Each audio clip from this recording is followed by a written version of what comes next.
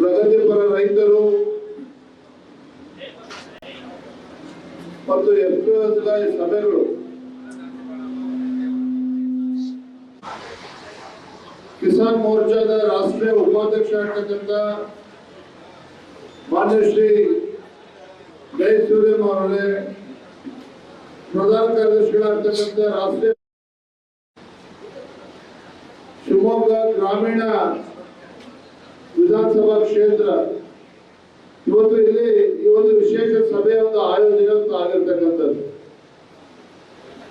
ಏನು ನಮ್ಮ ಲೋಕಸಭಾ ಚುನಾವಣೆ 2024 ಲೋಕಸಭಾ ಚುನಾವಣೆ ಒಂದು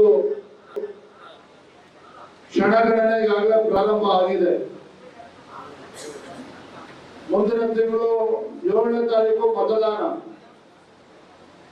ನಮ್ಮ ಶಿವಮೊಗ್ಗ ಮತ್ತು ಮೈಸೂರು ಲೋಕಸಭಾ ಕ್ಷೇತ್ರದ ಅಭ್ಯರ್ಥಿಗಳಾಗಿರ್ತಕ್ಕಂಥ ಭಾರತೀಯ ಜನತಾ ಪಾರ್ಟಿ ಮತ್ತು ಜಾತ್ಯತೀತ ಜನತಾದಳ ಬೆಂಬಲಿತ NDA ಅಭ್ಯರ್ಥಿಯಾಗಿರ್ತಕ್ಕಂಥ ಸನ್ಮಾನ್ಯ ಶ್ರೀ BY ರಾಘವೇಂದ್ರ ಅವರು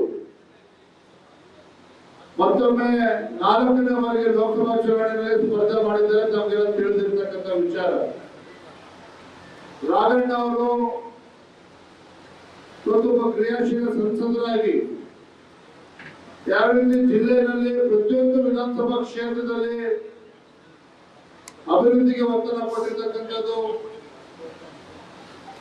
ಜಿಲ್ಲೆಯ ಒಂದು ಸರ್ವಾಂಗೀಣ ಅಭಿವೃದ್ಧಿ ಬಹುಶಃ ರಾಘಣ್ಣ ಅವರು ಯಾರು ಕೂಡ ಮಾತನಾಡ್ತಾ ಇರ್ತಾರೆ. ರಾಘಣ್ಣ ಅವರು ಎಷ್ಟು ಅಭಿವೃದ್ಧಿ ಕೆಲಸ ಕಾರ್ಯಗಳು ಜಿಲ್ಲೆನಲ್ಲಿ ಮಾಡಿದ್ದಾರೆ ಅಂತ ಹೇಳಿದ್ರೆ, ಅಭಿವೃದ್ಧಿ ಅಂತ ಹೇಳಿದ್ರೆ ಯಡಿಯೂರಪ್ಪನವರು ಅಂತ ಹೇಳಿ ಮಾತನಾಡ್ತಾ ಇದ್ರು.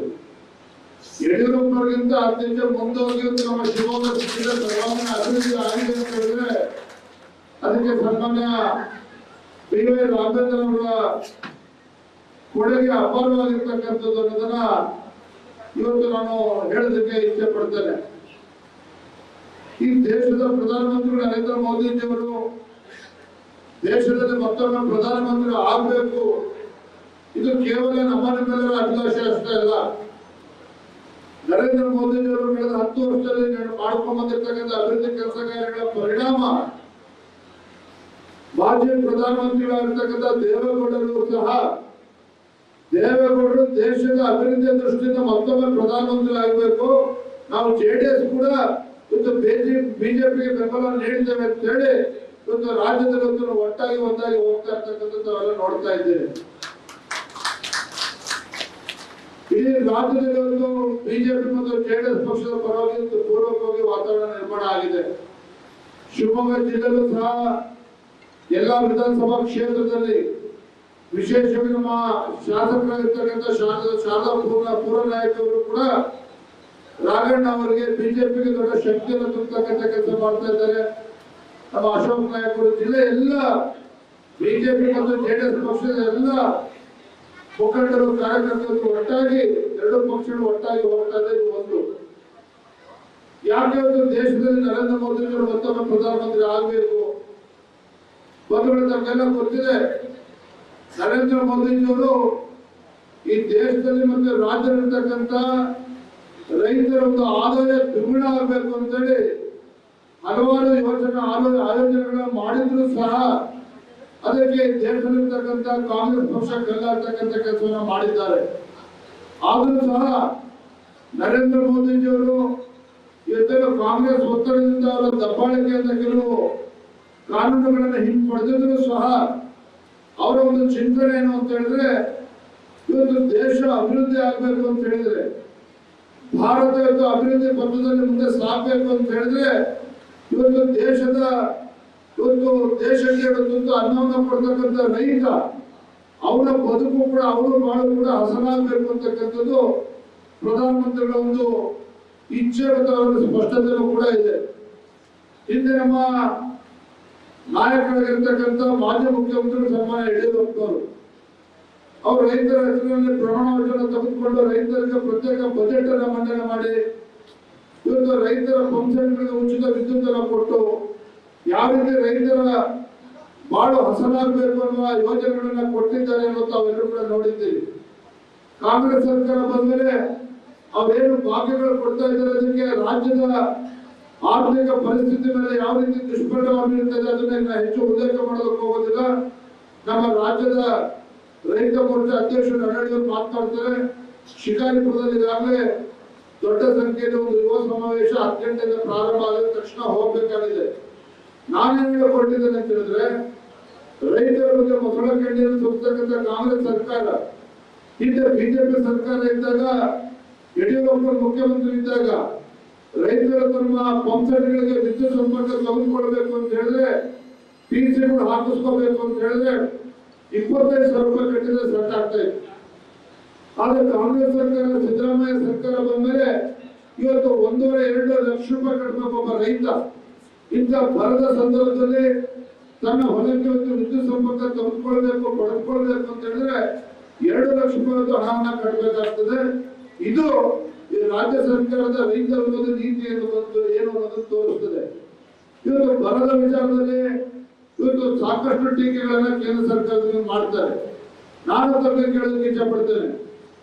ಹಿಂದೆ ಯಡಿಯೂರಪ್ಪ ಮುಖ್ಯಮಂತ್ರಿ ಇದ್ದಾಗ ರಾಜ್ಯದಲ್ಲಿ ಭೀಕರ ನೆರೆ ಇತ್ತು, ರೈತರ ಬೆಳೆ ಸಂಪೂರ್ಣವಾಗಿ ನಾಶ ಆಯಿತು, ಬಡವರು ಮನೆ ಕಳ್ಕೊಂಡು.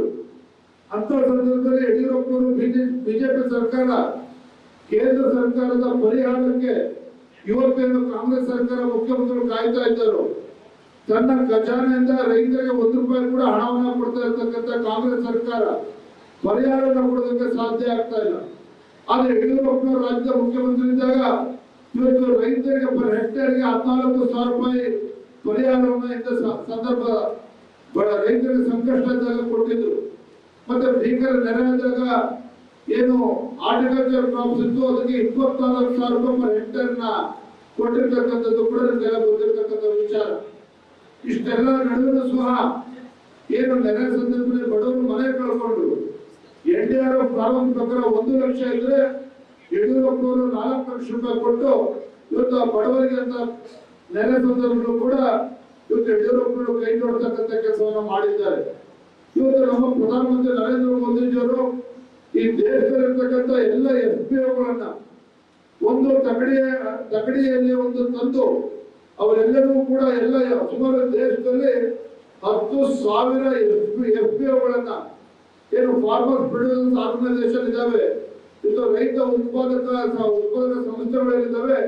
ಆ ರೀತಿ 10,000 ಸಂಸ್ಥೆಗಳನ್ನ ಗುರುತು ಮಾಡಿದ್ದಾರೆ. ಅದರ ಅಡಿಯಲ್ಲಿ ಈಗಾಗಲೇ 2020ರಲ್ಲಿ ಏನೊಂದು ಕಾರ್ಯಕ್ರಮ ಯೋಜನೆ ಮಾಡಿದ್ದಾರೆ ನರೇಂದ್ರ ಮೋದಿಜಿಯವರು. ಈಗಾಗಲೇ ದೇಶದಲ್ಲಿ 6,800 ರೈತ ಉತ್ಪಾದಕ ಸಂಸ್ಥೆಗಳನ್ನು ಇವತ್ತು ನರೇಂದ್ರ ಮೋದಿಜಿ ಕಾರ್ಯಕ್ರಮ ಯೋಜನೆ ಅಡಿಯಲ್ಲಿ ಒಂದು ಕಡೆ ಬಂದಿರತಕ್ಕಂಥದ್ದು. ನರೇಂದ್ರ ಮೋದಿಜಿಯವರ ಉದ್ದೇಶ ಇವತ್ತೇನು 10,000 FPOಗಳನ್ನು ಒಂದು ಕಡೆ ತೆಗೆದುಕೊಂಡು ಬಂದು ಅದಕ್ಕೆ 6,800 ಕೋಟಿ ಅನುದಾನ ಕೊಟ್ಟಿದ್ದಾರೆ. ಒಂದೊಂದು FPOಗಳನ್ನು ಕೂಡ 15 ಲಕ್ಷವನ್ನ ಕೊಡ್ತಕ್ಕಂಥ ಕೆಲಸ ಕೇಂದ್ರ ಸರ್ಕಾರ, ನರೇಂದ್ರ ಮೋದಿಜಿ ಸರ್ಕಾರ ಮಾಡ್ತಾ ಇರ್ತಕ್ಕಂಥದ್ದು. ಉದ್ದೇಶ ನಿಮಗೆ ಗೊತ್ತಿದೆ. ಇವತ್ತು ರೈತರ ಒಂದು ಬೆಳೆದಂತ ಬೆಳೆಗೆ ಒಂದು ನ್ಯಾಯಸಮ್ಮತ ಇರತಕ್ಕಂಥ ಬೆಲೆ ಸಿಗಬೇಕು. ಇವತ್ತು ರೈತ ಬೆಳೆದಂತ ಬೆಳೆ ಇವತ್ತು ಅಂತಾರಾಷ್ಟ್ರೀಯ ಮಟ್ಟದಲ್ಲೂ ಕೂಡ ಅವನು ಅದನ್ನ ಮಾರ್ತಕ್ಕಂಥ ಒಂದು ವ್ಯವಸ್ಥೆ, ಅದಕ್ಕೆ ಬೇಕಾಗಿರ್ತಕ್ಕಂಥ ಮೂಲಭೂತ ಸೌಕರ್ಯಗಳು ಸಿಗಬೇಕು. ಇವತ್ತು ರೈತ ಏನು ಮಧ್ಯವರ್ತಿಗಳ ಒಂದು ಸಂಕಷ್ಟದಲ್ಲಿ ಸಿಲುಕಾಕೊಂಡಿದ್ದಾನೆ. ಆ ಒಂದು ಕೆಟ್ಟ ವ್ಯವಸ್ಥೆಯಿಂದ ಹೊರಗೆ ಬಂದು ರೈತ ಅವನು ಬೆಳೆದಂತ ಬೆಳೆಗೆ ಎಲ್ಲಿ ನ್ಯಾಯಸಮ್ಮತವಾಗಿರ್ತಕ್ಕಂಥ ಬೆಲೆ ಸಿಗುತ್ತೋ ಅಲ್ಲಿ ಆ ರೈತ ಹೋಗಿ ಮಾರೋದಕ್ಕೆ ಅವಕಾಶ ಸಿಗಬೇಕು. ಒಟ್ಟಾರೆಯಾಗಿ ಈ ದೇಶವನ್ನು 2047 ಇಸ್ವಿಗೆ ಅಭಿವೃದ್ಧಿ ಕಾಣಬೇಕು ಅಂತ ಹೇಳಿದ್ರೆ ಇವತ್ತು ರೈತರ ಕೂಡ ನೆಮ್ಮದಿಯಿಂದ ಸ್ವಾಭಿಮಾನದಿಂದ ಬಾಳಿ ಬದುಕಬೇಕು. ರೈತರ ಬಾಳು ಹಸನಾಗಬೇಕು. ರೈತ ಬೆಳೆದಂತ ಬೆಳೆಗೆ ಒಂದು ಯೋಗ್ಯವಾದಂತ ಬೆಲೆ ಸಿಗಬೇಕು. ರೈತನ ಆದಾಯ ದ್ವಿಗುಣ ಆಗಬೇಕು. ಎಲ್ಲ ವಿಚಾರವನ್ನು ಹಿಡ್ಕೊಂಡು ಇವತ್ತು ಬಿಜೆಪಿ ಸರ್ಕಾರ, NDA ಸರ್ಕಾರ, ನರೇಂದ್ರ ಮೋದಿ ಸರ್ಕಾರ ಚಿಂತನೆಯನ್ನು ಮಾಡಿಕೊಂಡು ಆ ನಿಟ್ಟಿನಲ್ಲಿ ನಾವೇ ಕಾರ್ಯತಂತ್ರವನ್ನು ಈಗಾಗಲೇ ರೂಪಿಸಲಾಗಿದೆ. ನಾನು ಈ ಸಂದರ್ಭ ಹೇಳ್ತಕ್ಕಂಥದ್ದು ಇಷ್ಟನೇ. ಲೋಕಸಭಾ ಚುನಾವಣೆ ನಮ್ಮ ಶಿವಮೊಗ್ಗ ಜಿಲ್ಲೆಯಲ್ಲಿ ರಾಘವೇಂದ್ರ ಬಿಜೆಪಿ ಜಾತ್ಯತೀತ ಬೆಂಬಲಿತ ಅಭ್ಯರ್ಥಿ ರಾಘಣ್ಣ ಅವರು ಬಿಜೆಪಿ ಅಭ್ಯರ್ಥಿಗಳಿದ್ದಾರೆ, ಅವರೇ ಗೆಲ್ತಾರೆ ಇರ್ತಕ್ಕಂಥದ್ದು ನಮಗೆ ಎಲ್ಲರೂ ಕೂಡ ಗೊತ್ತಿರ್ತಕ್ಕಂಥ ವಿಚಾರ. ಆದ್ರೆ ನಾವು ಹೇಳ್ತಕ್ಕಂಥದ್ದು ಹೊರಟಿರ್ತಕ್ಕಂಥದ್ದು ಇಲ್ಲಿರ್ತಕ್ಕಂಥ ರೈತ ಮುಖಂಡರಿದ್ದೀರಿ. ಇವತ್ತು ನಿಮ್ಮ ಅಕ್ಕಪಕ್ಕ ಜಿಲ್ಲೆಗಳಲ್ಲೂ ಕೂಡ ನಿಮ್ಮದೇ ಆದಂತ ಸಂಪರ್ಕ ಇದೆ. ಅಲ್ಲಿರ್ತಕ್ಕಂಥ FPOಗಳಿಂದಲೂ ನಿಮ್ಮ ಸಂಪರ್ಕ ಇರ್ತಕ್ಕಂಥದ್ದು. ಇವತ್ತು ಕಾಂಗ್ರೆಸ್ ಕಂಡುಹಿಡಿತಕ್ಕಂಥ ತಂತ್ರ ಇದು ಶಾಶ್ವತವಾಗಿರೋದಕ್ಕೆ ಸಾಧ್ಯ ಇಲ್ಲ. ಈ ಲೋಕಸಭಾ ಚುನಾವಣೆ ಮುಗಿದ್ಮೇಲೆ ಏನು ಇವರು ಒಳ್ಳೆ ಭರವಸೆಗಳನ್ನ ಕೊಡ್ತಿದ್ದಾರೆ, ಅದು ತಾತ್ಕಾಲಿಕ ಯೋಜನೆಗಳನ್ನ ಕೊಡ್ತಾ ಇದ್ದಾರೆ. ಇವತ್ತು ಮುಂದೆ ಸರ್ಕಾರಿ ನೌಕರರಿಗೆ ಸಂಬಳವನ್ನು ಕೂಡ ಕೊಡೋದಕ್ಕೆ ಸಾಧ್ಯ ಆಗೋದಿಲ್ಲ. ಇವತ್ತು ಮಾನ್ಯ ಮುಖ್ಯಮಂತ್ರಿಗಳು ಬರದ ಸಂದರ್ಭದಲ್ಲಿ ಅಲ್ಪಸಂಖ್ಯಾತರಿಗೆ 10,000 ಕೋಟಿ ಕೊಡ್ತೇನೆ ಅಂತ ಹೇಳ್ತಾರೆ. ಆದ್ರೆ ರೈತರು ಸಂಕಷ್ಟದಲ್ಲಿದ್ದಾಗ ಇವತ್ತು 2,000-3,000 ಕೋಟಿ ಕೊಡೋದಕ್ಕೂ ಕೂಡ ರಾಜ್ಯದ ಮುಖ್ಯಮಂತ್ರಿಗಳು ತಯಾರಿಲ್ಲ. ಕೇಂದ್ರ ಸರ್ಕಾರದ ಮೇಲೆ ಗೂಬೆ ಕೂರಿಸ್ತಾರೆ ಬರ ಪರಿಹಾರದ ಸಂದರ್ಭದಲ್ಲಿ. ಆದ್ರೆ ಒಬ್ಬ ರಾಜ್ಯ ಸರ್ಕಾರ ಇವತ್ತು ಸ್ಪಷ್ಟ ಬಹುಮತದೊಂದಿಗೆ ಬಂದಿರತಕ್ಕಂಥ ರಾಜ್ಯ ಸರ್ಕಾರ ರೈತರ ವಿಚಾರದಲ್ಲಿ ಬರ ಪರಿಹಾರವನ್ನು ಕೊಡ್ತಕ್ಕಂಥ ವಿಚಾರದಲ್ಲಿ ತನ್ನ ಜವಾಬ್ದಾರಿಯಿಂದ ತಪ್ಪಿಸ್ಕೊಳ್ತಾ ಇರ್ತಕ್ಕಂಥ ನಾವೆಲ್ಲರೂ ಕೂಡ ನೋಡ್ತಾ ಇದ್ದೇವೆ. ಹಾಗಾಗಿ ನಾವಿವತ್ತು ರೈತ ಮುಖಂಡರು ನಾವಿಲ್ಲೇನು ಕೂತಿದ್ದೇವೆ. ನಾವು ಇದನ್ನ ಅರ್ಥ ಮಾಡ್ಕೋಬೇಕಾಗಿದೆ. ಇವತ್ತು ದೇಶದಲ್ಲಿ ಬರ್ತಕ್ಕಂಥದ್ದು ಮತ್ತೆ ಭಾರತೀಯ ಜನತಾ ಪಾರ್ಟಿ ನೇತೃತ್ವದ NDA ಸರ್ಕಾರ ನರೇಂದ್ರ ಮೋದಿಜಿಯವರೇ ಮತ್ತೊಮ್ಮೆ ದೇಶದ ಪ್ರಧಾನಮಂತ್ರಿ ಆಗ್ತಕ್ಕಂಥದ್ದು. ಆ ನಿಟ್ಟಿನಲ್ಲಿ ನಾವೆಲ್ಲರೂ ಸಹ ರಾಘಣ್ಣ, ನಾನು ಪ್ರಾಮಾಣಿಕವಾಗಿ ಮಾತನ್ನ ಹೇಳ್ತೇನೆ, ಯಾವುದೇ ಒಬ್ಬ ಸಂಸದ, ಯಾವುದೇ ಒಬ್ಬ ಜನಪ್ರತಿನಿಧಿ ರಾಘಣ್ಣ ಯಾವ ರೀತಿ ಅಭಿವೃದ್ಧಿ ಕೆಲಸಗಳು ಮಾಡಿದ್ದಾರೆ, ಯಾವ ರೀತಿ ಕಾರ್ಯಕರ್ತರ ಜೊತೆ ಒಂದು ಅವಿನಾಭಾವ ಸಂಬಂಧವನ್ನು ಇಟ್ಕೊಂಡಿದ್ದಾರೆ, ಇದಕ್ಕಿಂತ ಹೆಚ್ಚಾಗಿ ಯಾವುದೊಬ್ಬ ಸಂಸದ ಕೆಲಸ ಮಾಡೋದಕ್ಕೆ ಸಾಧ್ಯ ಇಲ್ಲ. ಅಷ್ಟು ಒಳ್ಳೆ ರೀತಿ ರಾಘಣ್ಣ ಅವರು ಒಳ್ಳೆ ಕೆಲಸಗಳು ಕೂಡ ಮಾಡಿದ್ದಾರೆ. ಇವತ್ತು ರಾಜ್ಯದಲ್ಲಿ ಇವತ್ತು ಕೂಡ ರೈತರ ವಿಚಾರದಲ್ಲಿ ನೆನಪು ಮಾಡಿಕೊಂಡ್ರೆ ಯಡಿಯೂರಪ್ಪನವರು ನೆನಪು ಮಾಡ್ಕೊಳ್ತಾರೆ. ಹಾಗಾಗಿ ಇವತ್ತು ಯಡಿಯೂರಪ್ಪನವರ ಪಕ್ಷಗಳು ಕೂಡ ಭಾರತೀಯ ಜನತಾ ಪಾರ್ಟಿ ಇವತ್ತು ಸನ್ಮಾನ್ಯ ರಾಘಣ್ಣ ಅವ್ರನ್ನ ಈ ಲೋಕಸಭಾ ಚುನಾವಣೆಯಲ್ಲಿ 3 ಲಕ್ಷಕ್ಕೂ ಹೆಚ್ಚು ಅಂತರದಿಂದ ಗೆಲ್ಲಿಸೋದಕ್ಕೆ ತಾವೆಲ್ಲರೂ ಕೂಡ ಆಶೀರ್ವಾದವನ್ನು ಮಾಡಬೇಕು ಅಂತ ಕೈ ಜೋಡಿಸಿ ವಿನಂತಿಯನ್ನು ಮಾಡ್ತಾ ಇದ್ದೇನೆ. ನಾನು ಯಾರು ಕೂಡ ಅನ್ಯತಾ ಭಾವಿಸಬಾರ್ದು. ನಮ್ಮ ರಾಷ್ಟ್ರೀಯ ಮುಖಂಡರುಗಳು, ರೈತ ಮೋರ್ಚಾದ ಪ್ರಮುಖರು ಎಲ್ಲರೂ ಕೂಡ ಬಂದಿದ್ದಾರೆ, ಕಿಸಾನ್ ಮೋರ್ಚಾದ ಪ್ರಮುಖರುಗಳು. ಅವರ ಮಾತುಗಳನ್ನು ಕೇಳಬೇಕು ಅಂತ ಹೇಳಿ ನಾನು ಈ ಕಾರ್ಯಕ್ರಮದಿಂದ ಹೊರಡ್ತಾ ಇದ್ದೇನೆ. ಯಾರು ಕೂಡ ತಪ್ಪು ತಿಳ್ಕೋಬಾರ್ದು ಮತ್ತು ಯಾರು ಕೂಡ ತಮ್ಮ ಜಾಗದಲ್ಲಿ ಎತ್ತಿಟ್ಕೋಬಾರ್ದು. ಕಾರ್ಯಕ್ರಮ ಮುಂದುವರಿತದೆ, ದಯವಿಟ್ಟು ಮುಂದುವರಿಸೋದಕ್ಕೆ ನಾವು ಅವಕಾಶ ಕೊಡಬೇಕು ಅಂತ ಹೇಳ್ತಾ ತಾವೆಲ್ಲರೂ ಕೂಡ ವಂದಿಸಿದ ಮಾತನ್ನು ಮುಗಿಸ್ತಾ ಇದ್ದೇನೆ. ಜೈ ಕರ್ನಾಟಕ. ನ್ಯೂಸ್ ಫಸ್ಟ್ ನಿರ್ಭೀತಿಯಿಂದ ನಿಮ್ಮ ಪರವಾಗಿ.